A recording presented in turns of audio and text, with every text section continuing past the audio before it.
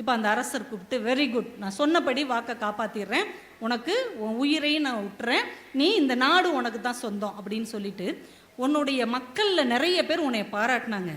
அந்த பக்கம் இருக்கிற கொஞ்சம் பேர் உன்னை ரொம்ப திட்டுனாங்க. இப்போ உனக்கு ஒரு வாய்ப்பு தர்றேன், உன்னை பாராட்டினவங்களுக்குலாம் நீ பரிசு கொடுக்கலாம், உன்னைய திட்டுனவங்களுக்குலாம் நீ தண்டனை கொடுக்கலாம், வா இந்த மேடையில் நின்று அவங்களுக்கு பாராட்டும் தண்டனையும் கொடு அப்படின்னு.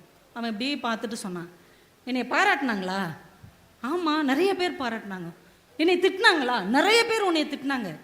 சாரி சார், நான் கவனிக்கலை, என் கையில் இருக்கிற எண்ணெய் ஒரு துளி கூட கொட்டிவிடா கூடாது என்பதில் கவனமாக இருந்ததால் என்னை பாராட்டியவர்களையும் நான் கவனிக்கவில்லை, என்னை இகழ்ந்தவர்களையும் நான் கவனிக்கவில்லை.